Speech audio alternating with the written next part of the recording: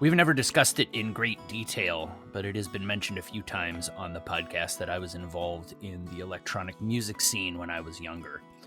When Philip and I first started working together in the mid-90s, I had what would today be called a side hustle, promoting music events and, to a much lesser extent, DJing.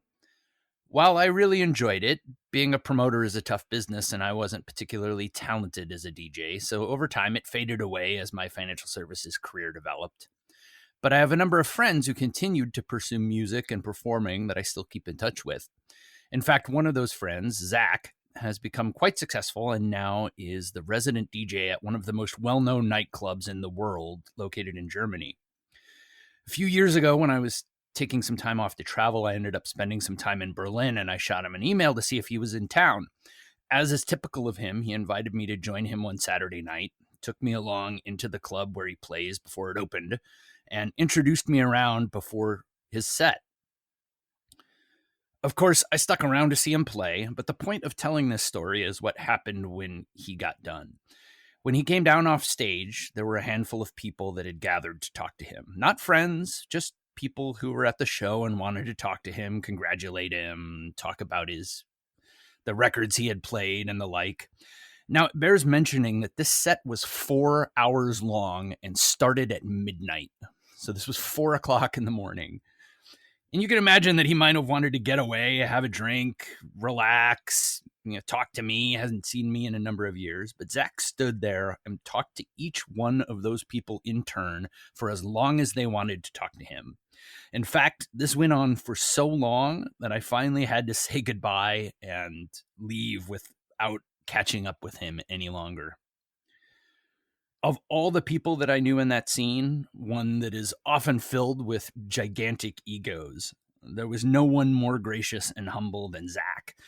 And as I was thinking about this week's episode, you can certainly see why this is the story that I picked to start off episode 54 of the Valuability Podcast, based on the value of humility. The Valuability Podcast is for anyone interested in financial planning, business, leadership, and personal development, whether you are a financial professional, business owner, individual investor, or employee. We believe that financial success comes from creating a plan on the foundation of your values, and building your ability will get you there. My name is Danforth Fleek. I am joined each week by Philip Simonson, my co-host, friend, and mentor. We have been in the financial services industry for 20 and 40 years, respectively, both as financial advisors and in a wide range of roles on the wholesale and retail sides of that business. Now, Philip, on our values-based episodes, we have been starting off with a definition, and humilities is very short, very sweet. Mm-hmm. A modest or low view of one's own importance. Humbleness. I like it. I like it. Humility is the absence, and of essence, what you're saying is the absence of pride. Right. Yeah, it's one, honestly, that I struggle with a little bit. Like I certainly didn't have an example from my own life, as you like to point out, and is absolutely true. I do not suffer fools gladly. And while I wouldn't consider myself super prideful or super ego driven, I'm not hurting in either of those categories. Like I don't lack confidence. I don't lack pride. I don't show them ostentatiously, and they're certainly not needs of mine. But I also certainly understand and have things that tend towards the side of humility. As we've discussed, I really don't like public praise. It makes me really uncomfortable. But again, as I thought about that one specifically, that's not really humility. Right. Like, I like being praised. And if I'm not there, I love hearing about, oh, so-and-so just went on and on and on about you at this meeting and how great you were. That I don't mind. I just can't bear to hear it. So I stand in a weird middle ground on this value. Yeah, I like, and I loved some of our old forefathers, and you and I and I've read Franklin's biography and many books on Franklin, and I just like, I want to read his quote on humility. He says, Benjamin Franklin once said, "There's perhaps not one of our natural passions so hard to subdue as pride. Beat it down, stifle it, mortify it as much as one pleases, it's still alive. Even if I could conceive I had completely overcome it, I should probably be proud of my humility." Right? I mean, it's all about competition, a lot of it. Yeah. It's about a lot of people's insecurities. And I, and you and I were valuing these values. One of the things we said, let's take these 4 universal values, like what we did in previous podcasts. If any of our listeners haven't, listened to them, we did one on integrity, personal responsibility, compassion, forgiveness, the 4 universal values from the great wisdom teachers. And then we did a couple on discipline and patience. But the whole purpose of doing these values is in having this discussion. And if we have team leaders out there, business owners out there, people running practices, I just did first and foremost, a teaching moment here. The reason you have the values, and at Amex, we had our values. When I worked for American Express, it was integrity. And I'm not going to, not necessarily in this order, but then there was respect, individuality, client service, and community. And the reason we had those, it was so you can get a shared connectedness with your end user or with your teammates, and to help you create a culture that you could embrace. Now, I would just recommend, before we even really go into depth with the humility piece here, Dan, I would say, you got to be able to articulate your values, and then you got to compare the values with your actual practices. Did you really act with an integrity there? Call it out. Did you really treat that person with respect, and the person as an individual?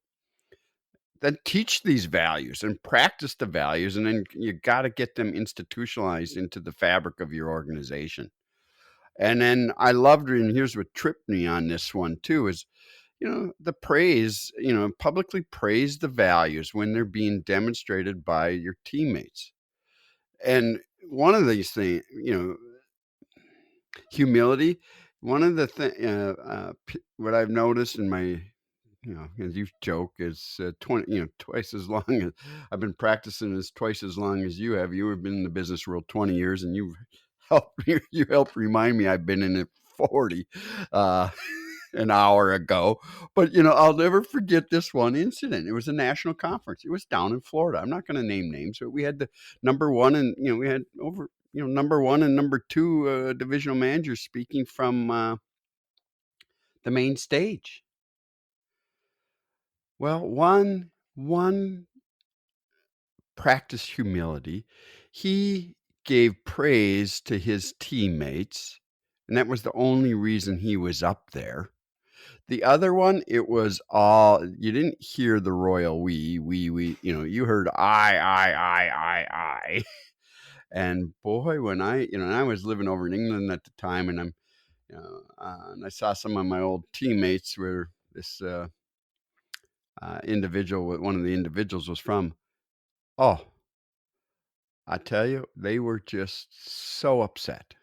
It's shocking when it's that apparent, right? When you put it side by side. Yeah. Those two styles. Oh, who got the biggest gain from it, and who was the biggest loser? It was just immediately wham. I thought, okay, I want to say the name, but the next meeting you're going to have, or I bet you didn't even get off that stage in 30 seconds, and people came up to you, "You magnificent rat bastard." No, they wouldn't have said magnificent. They said, "You rat bastard. Why do you think you were up there?" But anyway, go ahead.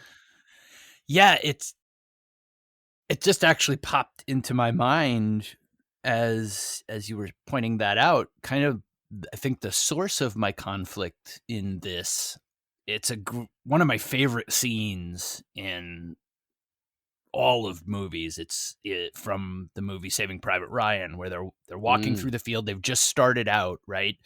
And the one of the members of the team is talking to the captain, and he's talking to him about how he never hears him gripe. And he says, gripes go up. I don't gripe to you, I gripe to my boss. Right? Yeah. And I've just always loved that, because it's similar with this, right? Humility goes down, right? Pride goes up, humility goes down That's in an right. organization. You share your humility. You taught me this early on.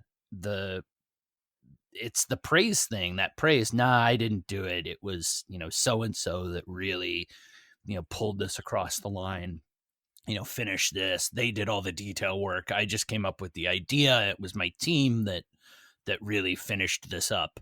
Especially if you do that in front of a superior, where you're giving credit to your team and you're kind of, skipping rank, and, the boss's boss is hearing that, Joe did a really good job. Mm-hmm.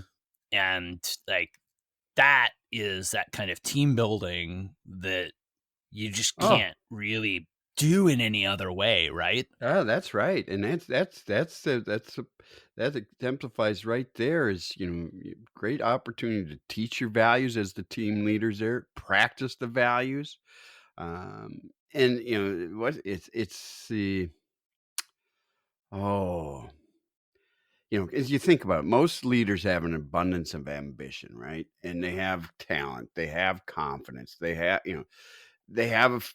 but few possess the humility necessary to sustain their influence over a long time. And the reason for that, their ego, which you and I've joked about before, edging God out, it gets in the way, because we're human, and human, we're therefore then we're perfectly imperfect. And there's a great story about one of the great Roman military leaders. He came back from a great conquest, and he's in the chariot, and they're all out on the streets, just singing his praises as he's parading along, etc. He knew he was at risk of falling into the trap of starting to believe how good he was. So he had one of his soldiers lie down, or kneel down or lie down in the chariot, and just keep whispering to him, "You are a man. You are a man. You are a man." So in the old Proverbs, what does it say? Pride cometh before the fall. And then in Matthew it reads, those who exalt themselves will be humbled, and those who humble themselves will be exalted.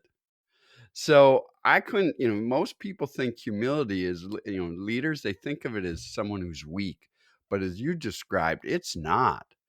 It's just the polar opposite. If you can practice humility, that's a sign of self-confidence, and you don't have to be sitting there boasting about, to others about all your wonderful achievements in the world, because that gets real old.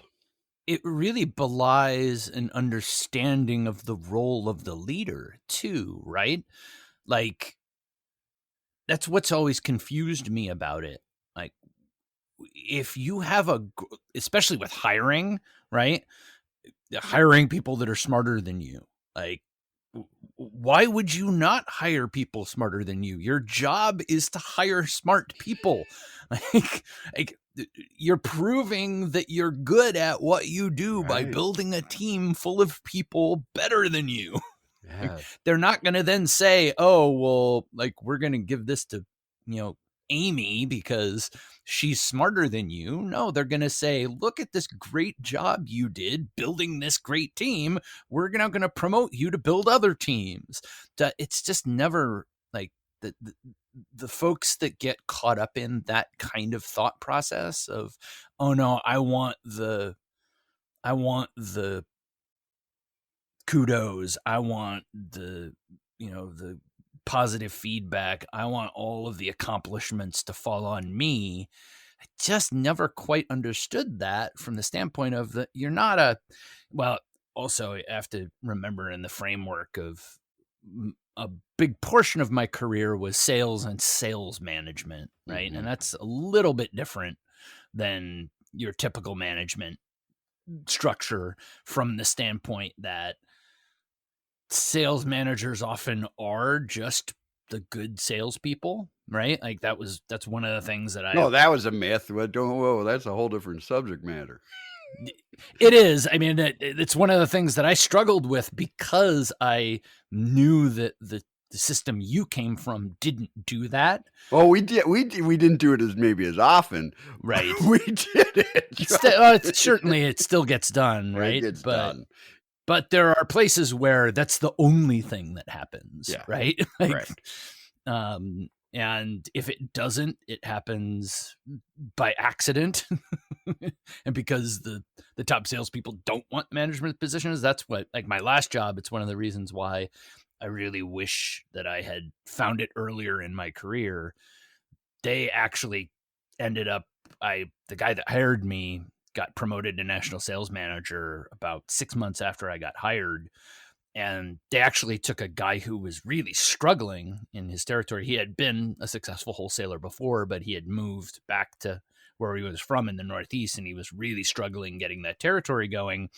But they picked him anyway because he was a really solid manager. Like he was built to be a manager and had also been a good salesperson, but really had the skill set to be a great manager. And I didn't stay obviously there for about another year after that, but those are the kinds of organizations what really do seem to get that understanding of the difference in those skill sets. Well, I think you're correct, Dan, and just to build on that. Again, humility here. There's different qualities that make up humility, and let's take the one we're talking about: pride, objectivity, and pride is concerned about who is right, and humility is concerned with what is right. So, a good leader they'll stay objective, and they don't consider all their ideas. Someone who's able to practice this, who is humble, that their ideas are the best. This is you were saying. They're gonna, I'm not intimidated by hiring out the smartest people. My job here as a leader is to influence and get the task done. That's the bottom line, and get production. Then, the other one we talked about, it's personal responsibility. A good leader, someone who's humble, hey, when they make mistakes, they admit it. And when they make a mistake, they act on it quickly because they know how, if they don't, it's like cancer and and the poison, it'll just infiltrate out throughout the whole team, and it'll start eroding everything he or she's built up. So admit the mistake quickly. And the byproduct of that, as we talked about with personal responsibilities, people find that inspirational. And I humble leaders too, they understand how much they don't know. They know what they don't know. And they're interested in, listening. And the quickest way to turn someone off, is don't listen to them. So if you so I'd say, because someone who thinks they're so self-important, they're, what you and I would call narcissists. They're not good listeners. So I think that personal responsibility, objectivity, open-mindedness. I've found too, people who are humble leaders and not prideful leaders. The humble leaders, Dan, I've found that they're very flexible. As my old hockey coach would say, hey, make sure you have bent knees because that way it's harder to get, knocked over, and you can absorb the shock. But, they're flexible, they're nimble, they're willing to make changes quickly. They don't, they're not going to be the stick in the mud and just put the stick in the mud and say, hey, you know what? I'm playing to lose here versus playing to win. Playing to lose is being willing to give up, not being willing to give up their ideas and the processes that they're so used to. And playing to win is, you know what, I'll try new things. And I think that's another quality trait of a someone who's humble and Yeah, I think it's one of the first learnings that I had in the business world when it came to working with others. And as you know, when I first started out, there were a number of people in the office that essentially reported to me mhm, that were 20 years my elder, right. right? And one of the things early on that I struggled with was, and this I'm sure will make you chuckle, is I had really quite strong opinions about what was the right way to do just about everything, right? But what you modeled for me was, hey, I don't care. Like, get it done. Like, it's your job, it's your people. You need to figure out a way to get it done. And I quickly learned, and you gave me this bit of advice. He said, look, you're going to have to come to terms with the fact that at a certain point, these tasks aren't yours anymore. Right.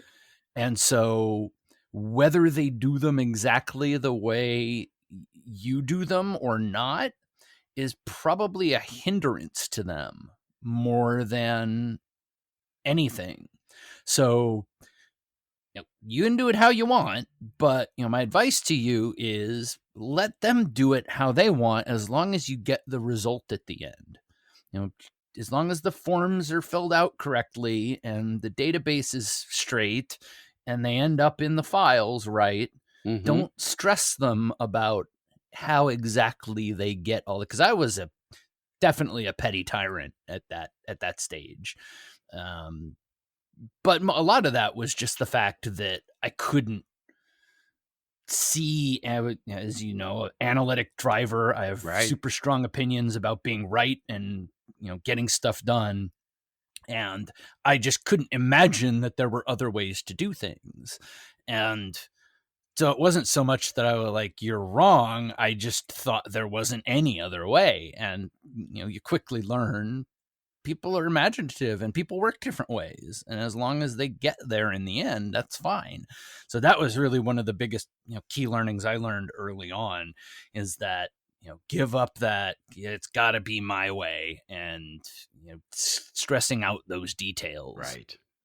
Right. And that's a good lesson, because it's again, this humility, it's really practicing connectedness. And you know one of the sayings I learned, and one of my mentors, John Maxwell, significance, the law of significance. And in success are those things that one does for oneself and it dies with a person. Significance are those things that one does for others and it lives on after you're gone. And so, that connectedness, that's, one is too small of a number to experience greatness.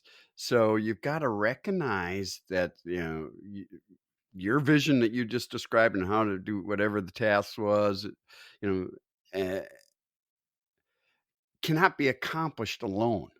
You got to get it done through others. So you want to invite them and helping you in, to pursue this vision or this goal that you're after. And then while you're doing it, cherish the relationships versus, you know, staying isolated, because this journey is about that we're on this journey of life. It's about staying connected. It's about relationships. It's about,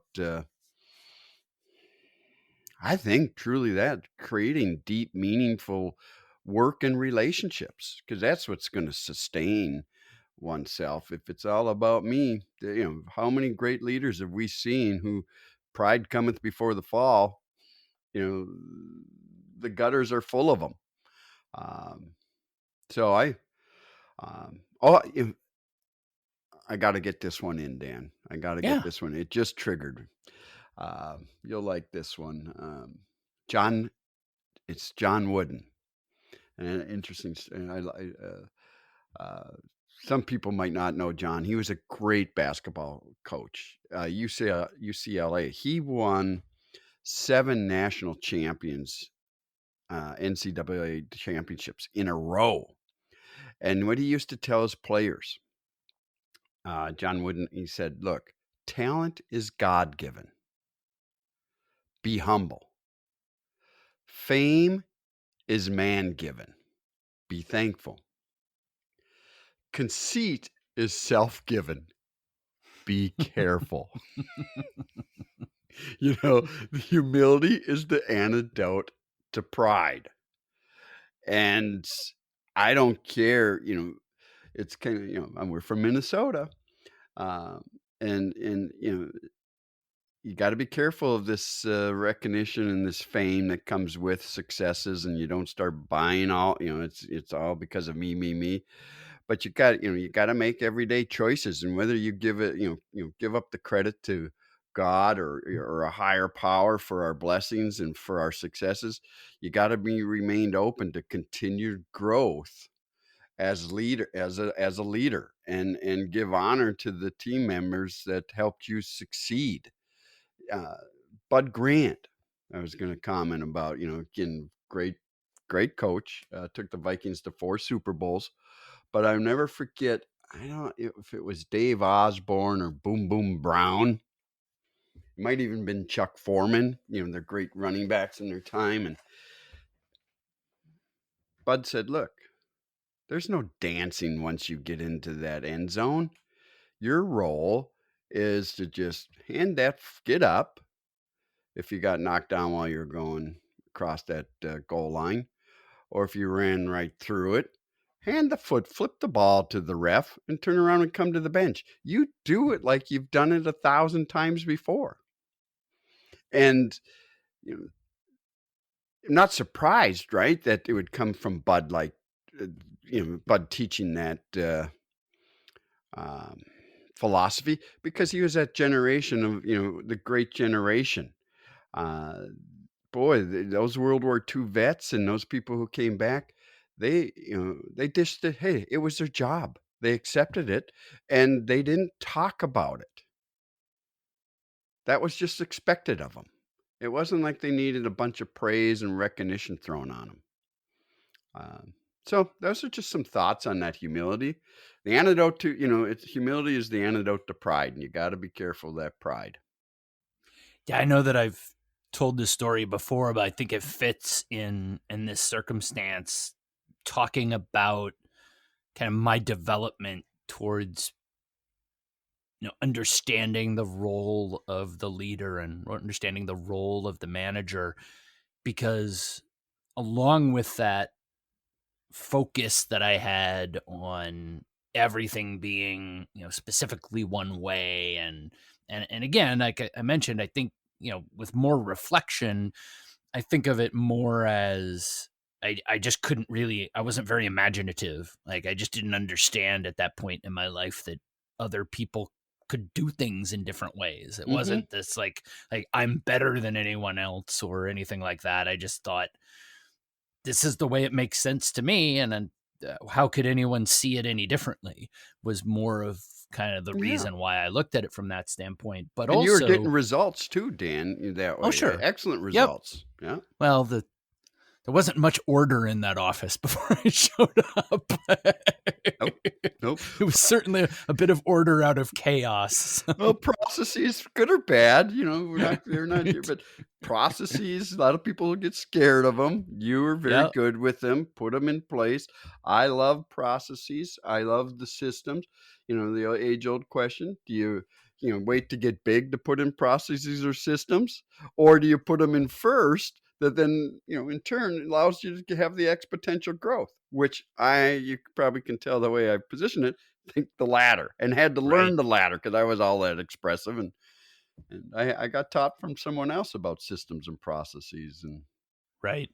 Well, but I was, and this at that time, and this kind of actually is probably a good lead into our article review for this week, and we can kind of wrap up this section. But I was really coming from a culture of shame where failure wasn't allowed, where being wrong wasn't allowed, where lying was acceptable.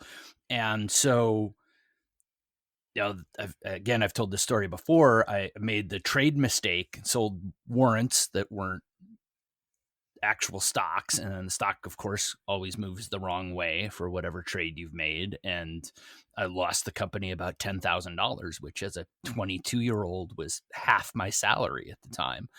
And I was up all night worrying, and how was I going to pay the company back? And your partner walks in and takes one look at me and says, "You look awful. What's wrong with you?" And I'm like, "Well, I was up all night because I made this mistake." And he just immediately said, "Nothing in business is important enough for you to be up at night and to look like this. Like, just stop that. Don't ever again worry about anything like that." And it's such a pivotal moment in my career, because something that big financially, that like, my dad would have crushed me to this day. He's got dementia in the nursing home. He'd still be talking about it today. like that's the culture that I was coming out of. And so it was a huge step for me to be able to take a step back and to be like, you know what? No one's going to come down on you for that. Like, do your best, learn from your mistakes. Just don't make the same mistake over and over again. Otherwise, we're going to have a different conversation. Right. But you raise a good point, Dan, and we're byproducts of our environment, good, bad, or indifferent. That's I think parents, they do the best they can with the tools they've put on their tool belt every morning. Oh yeah. Right? Yep. And some are better at it than others. Some had good mentors. Some didn't have good mentors, and behaviors can, if not looked at in a manner of self-reflection, and taking that time to self-reflect, they just like you're going to put the automatic button, press it, and go, and you're going to be repeating them. And versus, hey, I'm going to take pause for cause here. I don't have to carry them on uh, to the next generation if I don't want to. You did a great job just pulling yourself up by your own bootstraps, and getting through college, and you had to survive. You were a survivor, and you're bright enough to figure it out. But then, but as long as you start having to orchestrate other people's talents and resources, new skills have to come into play, and you just hope uh, people coming out of college have good mentors. That's the key. What helped me. Well, absolutely. Like, we've said it time and time again. Like, I don't know.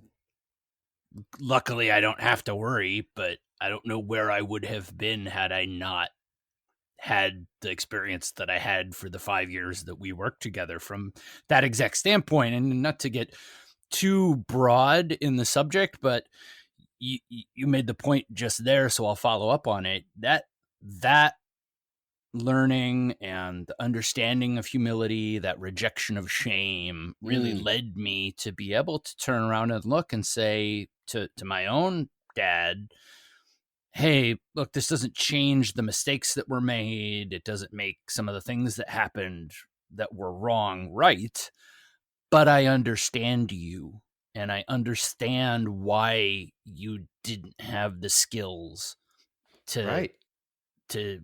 offer me things in a different way, and I understand that." And it's important to separate the understandable from and forgiveness from exoneration. Thank you. You bring up 2 points, and I'm doing a shameless plug. If our listeners out there haven't, I'd encourage you to go back and listen to the podcast on forgiveness. The first one on forgiveness, that how I think I'm not how this is, yes, I don't think, I mean, this is how we define forgiveness. Forgiveness is giving up hoping the past would be different. 2, you mentioned shame. We talk about that one as well. Shame cannot exist if it's been, if it's if you don't keep it a secret. The only reason shame exists is because you're keeping it a secret. And you're the one that self-talk in a death spiral, because shame is when you feel badly about yourself. Guilt is when you feel badly about your behavior. So I'm glad you brought those 2 points up. There's still these values that, we need to learn and identify and define so that, we can grow. Well, that's episode 43, in case anyone wants to check out our episode on forgiveness. And as I mentioned, I think that's a great transition into the article review Sure. for the week. So the article review for this week is the most common lies people tell about money. I will put a link to this on our website, value-ability.com, under the content tab. And then I'll also post it on Facebook and Twitter, the direct link. But this was the article that I found was actually based on a longer article. And one of the requirements for using the content in the longer article is that we need to promote that site. So I'm going to give you the web address for that. We'll also put this on our website under the content tab, but it is at www.self.inc/blog/money-lies. Again, that's www.self.inc/blog/money-lies. And I'm just going to go through right off the bat and read through the 10, and then we can talk about some of them. And I actually want to make a comment about the intro to the article as well. So number 10, concealing a windfall from a partner, such as a surprise check, gift, refund, or winnings. Number 9, lying on a tax return. Number 8, lying to a partner about how much debt you have. 7, lying in a job interview when asked about your previous salary. 6, exaggerating how much something costs a friend's family or a partner. 5, misrepresenting or concealing income on a financial aid application. 4, hiding a bank account or credit card from a partner. 3, misrepresenting or concealing income on a health insurance application. 2, hiding a purchase from a partner or family member. And number 1, downplaying how much something costs. I would, mention I wanted to start out with just a comment. The opening line to this article is, the jails are full of people who enrich themselves through lies. No, they're not. People who commit financial crimes don't do a lot of time in jail. The jails are full of nonviolent drug offenders. Like, if we want to talk about what the jails are full of, they're not full of people who have committed financial crimes. Give me a break. Come on. Anyway, it's a nice literary device to set up the rest of the article, but I just had to comment on that right out of the gate. This is one that, and I think it bears like zooming back to the way we ended up the main section. All of these come out of a sense of shame. Almost all of these have some basis in a culture of shame. And I've also mentioned this on previous podcasts. My family was not always 100% ethical when it came to money, and especially around taxes and expenses to employers and things like that. And, again, when we first met, you very quickly picked up on some of that and straightened me out and just said, hey, this isn't normal. And it was really one of those situations where I didn't really realize that that's not how everybody's family was. Like, I just kind of thought that everybody was kind of a little bit shady when it came to these things. And so ever since then, it's something that I have really like been extremely, and of course, when you're licensed in the financial services business, any kind of financial malfeasance makes it virtually impossible for you to get a job. And I'm incredibly obsessive compulsive about that kind of stuff. So I would steer as far clear of any kind of impropriety as I possibly could. Not just because of that, but that also played a large part of it. But like really just so much of this, like lying to your partner about how much debt you have, maybe lying on a job interview when you're asked about your previous salary, that might just be a little bit of greed, right? But Hmm. it's so many of these, hiding a bank account or credit card from a partner, misrepresenting or concealing income on a financial aid application. That also might be a little bit of greed, but so much of it comes from that culture of shame. Yes, and some of the most common motives for telling lies is, certainly shame, but that shame, um, they're also lying to avoid the punishment. 'Cause that I think is one of the primary motivators, particularly, if it's been learned behavior from your childhood to avoid to avoid the punishment from your parent. You got a little, you're feeling the shame, so you're lying because of that, but you also, "I don't want the consequences, and I don't wanna be punished, so I'm gonna justify it in my own mind." Other typical reasons include, you're protecting ourselves or others from harm, maintaining privacy, or avoiding, an embarrassment, just to name a few. And, out of that is, you described in there as embarrassment, hiding things from people. You're doing it because you're embarrassed. You feel guilty. You feel some shame. I would just encourage people, be careful. This is can be some of this is there are pathological liars there, but there's uh, this can be a learned behavior and it become acceptable behavior to people. But I was taught from my dad. He used to say, "Look, if about lying," he says, if I don't tell a lie, I don't have to remember what the heck I said." And that, otherwise, boy, you get caught up in your lies, and then you're just, and then he would say, "Once you're in a hole, stop digging," was another one of his favorite lies. Just suck it up, buttercup. If you made the mistake, this is that integrity value. Do what's right, stand up for what's right, uh, don't lie, and do what you say you're gonna do. And if you do that, you become trustworthy.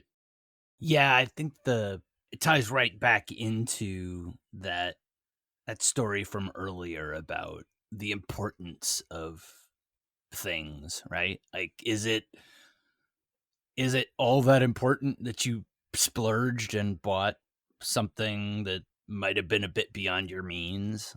Like is that really an awful terrible thing to do? And you're right, it leads back to that. It's so funny, right? Like the pushback that you hear against the concept, and I despise this term. I despise labeling of a lot of things, Mhm. but the concept of cancel culture, right?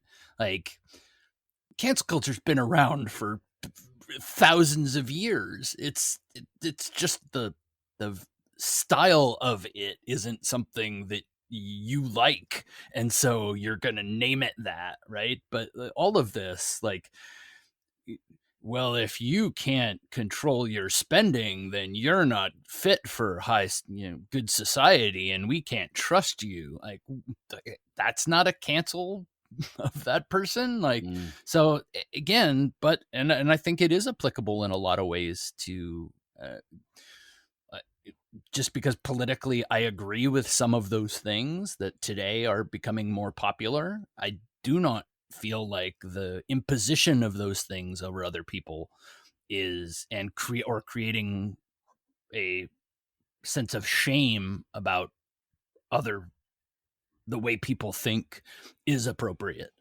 right? So like it does go back to that, and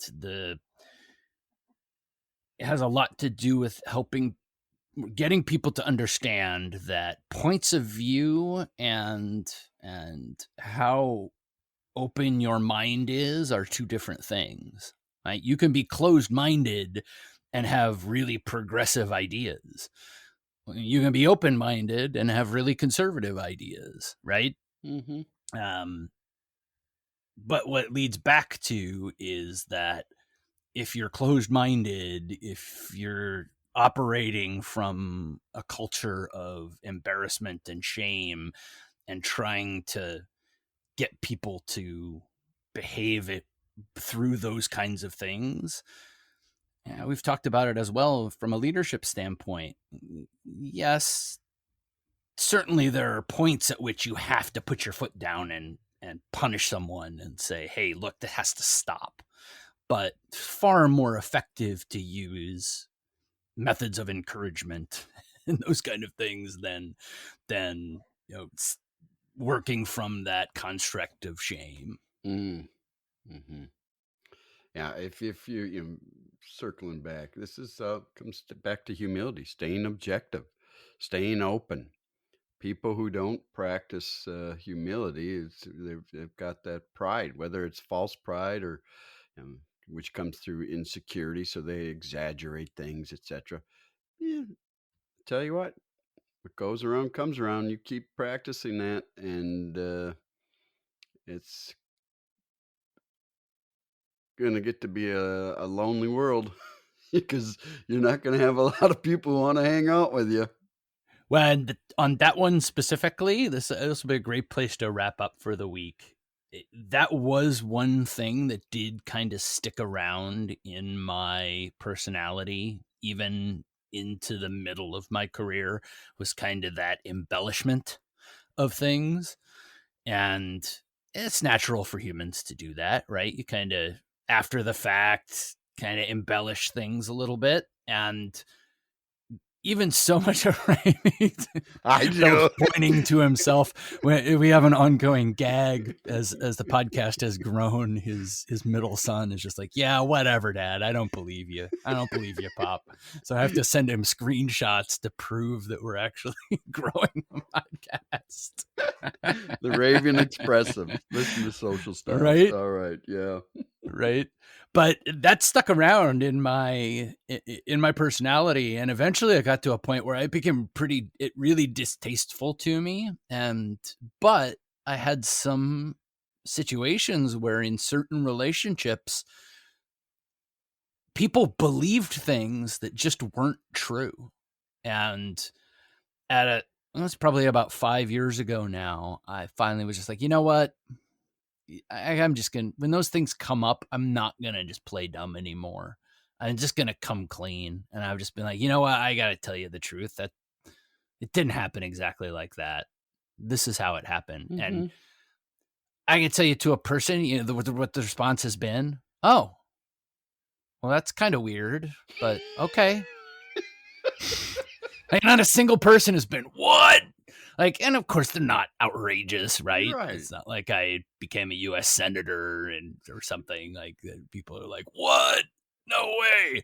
But still, I just found it's really refreshing. And in fact, I kind of enjoy it now when it doesn't happen much, because there weren't a ton of things, but there were just a couple of spots where I told stories in certain ways. And when they'd come up, I'd just have to be like, you know what, that I need to come clean. I trumped that up a little bit. That could be. I trumped that up. I know that came out naturally, but it does fit, doesn't it? Oh, it does fit. It does. All right, that's gonna wrap us up for this week. Well said. And well played. We've always known if we're laughing, we've had a good episode, right? So if you have topics for us to cover or questions for this lunatic crew that we have, you can reach out to us at info@value-ability.com. That's our email. Again, it's info@value-ability.com, or you can find us on our social media accounts. Links to our Twitter, Instagram, and Facebook accounts are at value-ability.com under the Contact Us tab. Wherever you find your podcasts, you can find us, Apple Podcasts, Spotify, Amazon Music. Right now is our number one area. So if you are listening to us on Amazon Music, thank you so much for doing so. We also have a YouTube channel. Yeah, absolutely. YouTube channel, search Value-Ability on YouTube to find us there, or you can find us on our website, value-ability.com, under the episodes tab. And in all of those places, please like, review, subscribe, and share. And I do have to say, thanks to those folks on Amazon Music, we had a 58% increase in subscribers last week alone. So thank you so much for that. And if you are a consistent listener, please consider subscribing.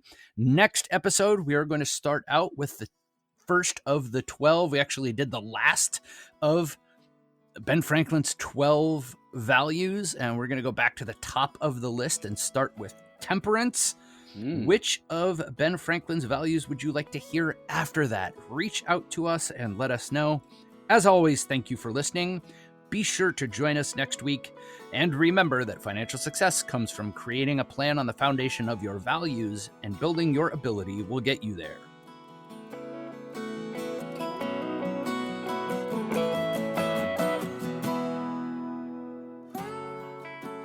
This is a podcast collaboration, not a peer-reviewed journal or a sponsored publication. We make no representations as to accuracy, completeness, correctness, suitability, or validity of any information in this podcast, and will not be liable for any errors, omissions, or delays in this information, or any losses, injuries, or damages arising from its display or use. All information is provided on an as-is basis. It is the listener's responsibility to verify their own facts. You should be aware of the real risk of loss in following any strategy or investment discussed on this podcast. Strategies or investments discussed may fluctuate in price or value. Investors may get back less than invested. Investments or strategies mentioned on this podcast may not be suitable for you. This material does not take into account your particular investment objectives, financial situation, or needs, and is not intended as recommendations appropriate for you. You must make an independent decision regarding investments or strategies mentioned on this podcast. Before acting on information on this podcast, you should consider whether it is suitable for your particular circumstances, and strongly consider seeking advice from your own financial or investment advisor. The views and opinions expressed on this podcast are those of the authors and do not necessarily reflect the official policy or position of any other agency, organization, employer, or company. Assumptions are not reflective of the position of any entity other than the authors, and since we are critically thinking human beings, these views are always subject to change, revision, and rethinking at any time.